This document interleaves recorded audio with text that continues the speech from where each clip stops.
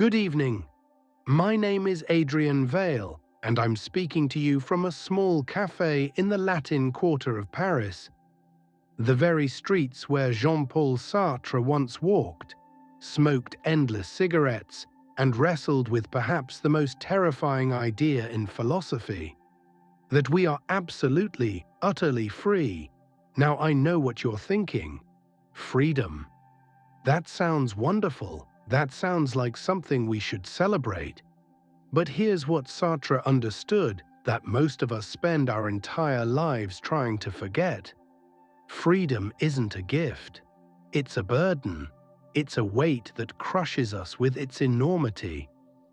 And the existential crisis, that moment when everything feels meaningless, when you question every choice you've ever made, that's not a breakdown. That's a breakthrough. You see, I've spent 58 years on this earth. I've traveled to 73 countries. I've stood on mountaintops and in valleys. I've been married, divorced, successful, bankrupt. And I can tell you this with absolute certainty. The moments when I felt most lost were the moments when I was closest to understanding what it means to be truly alive. Let me tell you about a conversation I had 3 years ago in a monastery in Tibet. I met a young woman there, couldn't have been more than 25, who had given up a career in medicine to seek enlightenment. She asked me a question that I've heard in various forms across continents. Who am I supposed to be? Supposed to be. Those 3 words contain the entire misunderstanding of human existence that Sartre spent his life dismantling. Here's the revolutionary idea. You are not supposed to be anything. There is no blueprint. There is no instruction manual written in the stars or encoded in your DNA that tells you what your purpose is. And this is what Sartre meant when he said, "Existence precedes essence." Think about a paper knife for a moment. Before a paper knife exists, someone has already conceived of what it will be. An artisan has a design, a purpose in mind. The essence, the what it is, comes before the existence. The paper knife is created to fulfill a predetermined function. But you weren't designed. You weren't created with a purpose already embedded in your being. You simply appeared. You exist, and only after you exist do you create your essence through your choices, your actions, your commitments.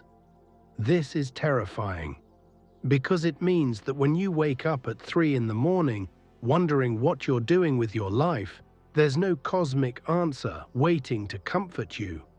There's no divine plan to discover. There's only you, and the choices you make, and the person you decide to become. I remember standing in front of the mirror on my 40th birthday, looking at the grey in my beard and thinking, is this all there is? And the answer that came back wasn't comforting. It was, it's whatever you make it.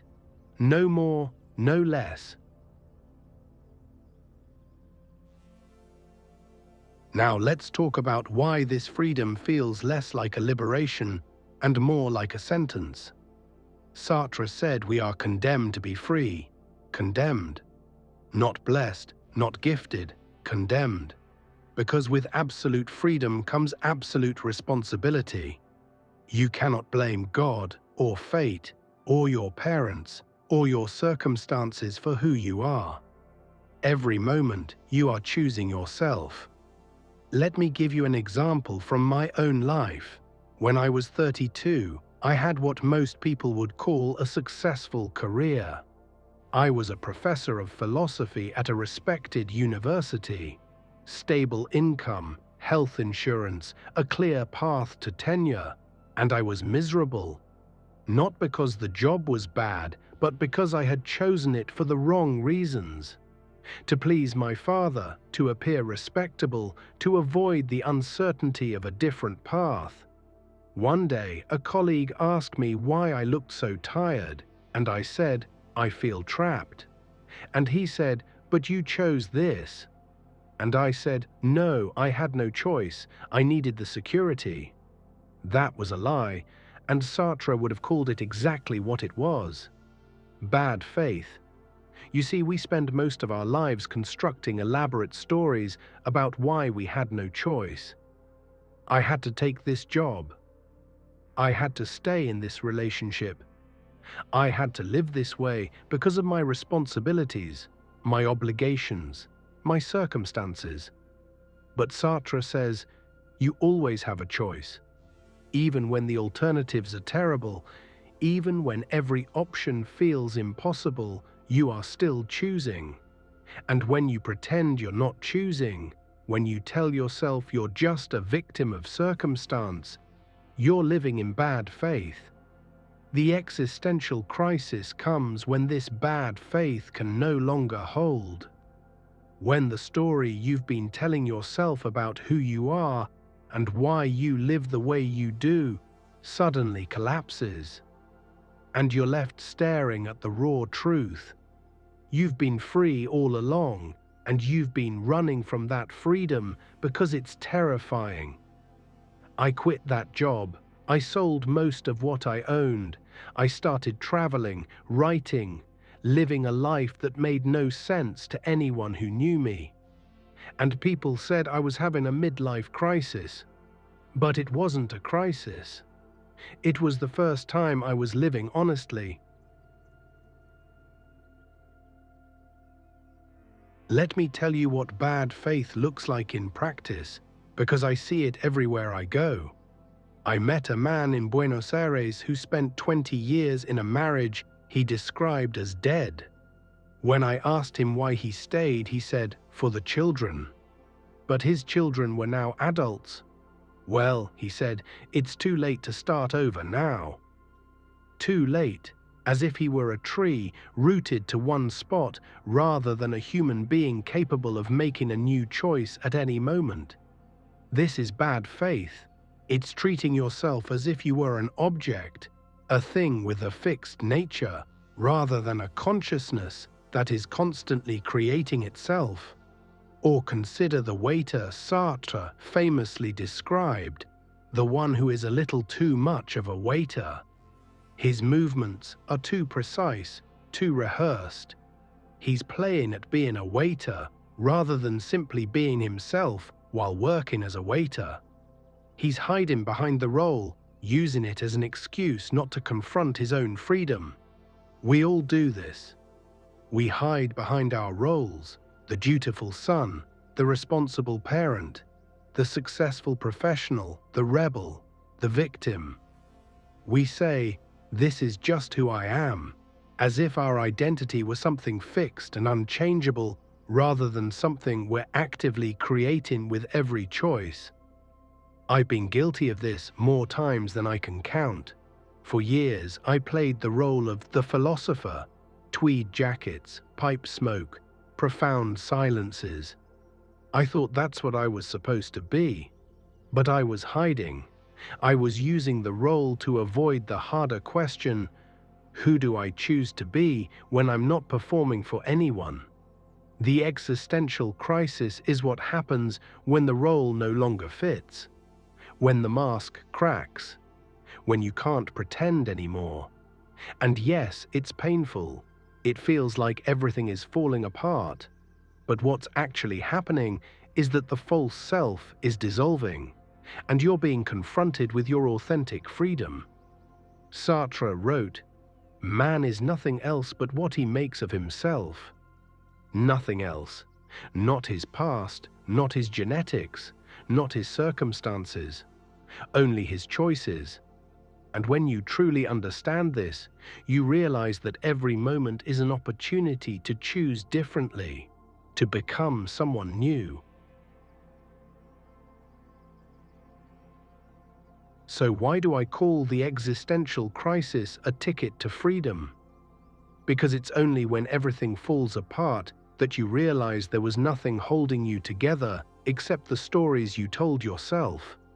And once those stories are gone, you're left with something terrifying and beautiful, pure possibility. I'm 58 years old now. I've had more existential crises than I can count.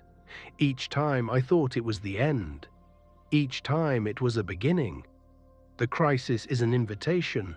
It's life asking you, are you going to keep living in bad faith, or are you ready to embrace your freedom? And here's what I've learned. Embracing that freedom doesn't mean you'll suddenly have all the answers. It doesn't mean life becomes easy or clear. It means you stop waiting for permission. You stop waiting for certainty. You stop waiting for someone or something to tell you who you're supposed to be. You simply choose, and then you choose again and again. Every day, every moment, you create yourself through your choices. This is what Sartre meant by radical freedom. You are not a fixed thing. You are a project, always in progress, never complete. The existential crisis is the moment when you realize this. And yes, it's accompanied by anxiety, by dread, by the vertigo of infinite possibility. Sartre called this anguish, the feeling that comes from recognizing that you are the author of your own existence, and that there's no one else to blame, no one else to credit. But here's the paradox. Once you accept this anguish, once you stop running from your freedom, something shifts. The weight doesn't disappear, but you learn to carry it. You stop looking for external validation or cosmic meaning. You start creating meaning through your commitments, your projects, your relationships. You become authentic, not perfect, not enlightened, not free from doubt, but authentic, living in good faith, owning your choices, taking responsibility for the life you're creating. I'm about to leave this cafe and walk through these Parisian streets, the same streets where Sartre walked decades ago, and I don't know exactly where I'll go next. I have some ideas, some plans, but nothing is certain, and that's exactly how it should be.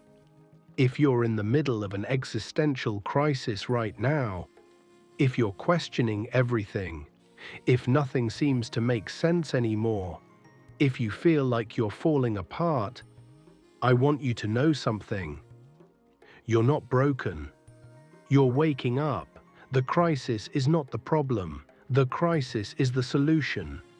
It's the moment when bad faith becomes impossible, when the comfortable lies stop working, when you're forced to confront your freedom. And yes, it's terrifying, but it's also the most alive you'll ever feel. Because on the other side of that crisis is not certainty or security or a clear purpose handed down from the heavens. On the other side is something better, the recognition that you are free to create your own meaning, to choose your own path, to become whoever you decide to be. Existence precedes essence. You exist first, and then you create your essence through your choices. This is not a burden to escape. This is the human condition. This is what it means to be alive. So embrace the crisis, embrace the freedom, embrace the terrible, beautiful responsibility of creating yourself. I'm Adrian Vale. Thank you for walking with me through these ideas. Remember, you are not what you were. You are not what you will be. You are what you choose right now in this moment, and that choice is always yours.